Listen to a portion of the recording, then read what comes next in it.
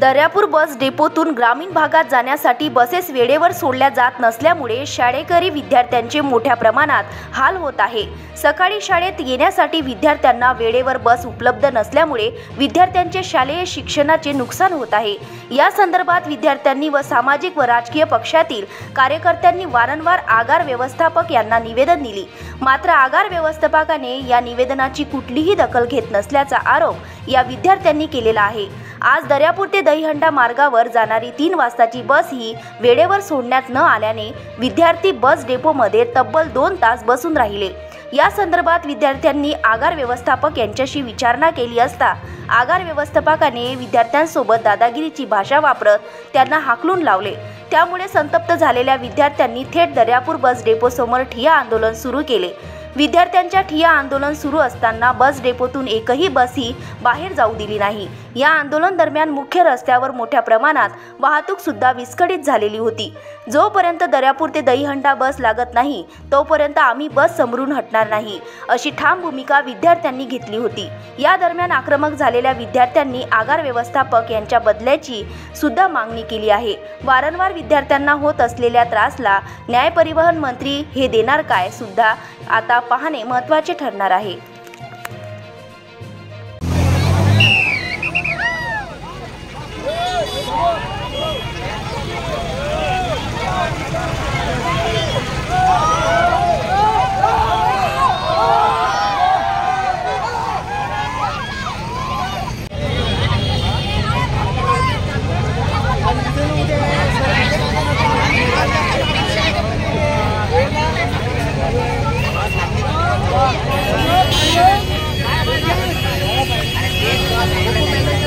दादा आले दादा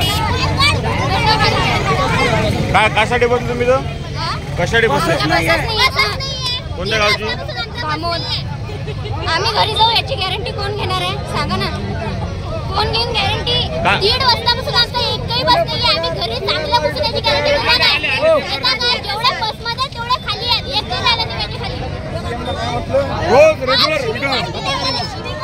रेग्युलर आम्हाला 1:30 वाजतापासून बस नसते, 5:30ची बस आहे आमची, ते अजूनही लागलेली नाही आहे। आणि डीएम वायफळ बोलते आम्हाला डीएमची बदली पाहिजे, विषय संपला। हे बघा आमचे सिग्नेचर वारंवार आम्ही त्यांना 10 वेळा आपल्याला 2 बसचे प्रवासी आहे, वारंवार आम्ही त्यांना कंप्लेंट देऊन आमचे अजूनही या गोष्टीवर काही निर्णय झालेला नाही। आमचे सिग्नेचर आता उद्या आम्ही डीएमची कंप्लेंट देणार आहोत। तो आमच्यासोबत वायफळ बोललेला शिल्लक बोललेला आहे। डीएमला भेटलो, डीएम मध्ये भेटलो, डीएम आम्हाला म्हणते डीएमला नाही तर कसे काय आले?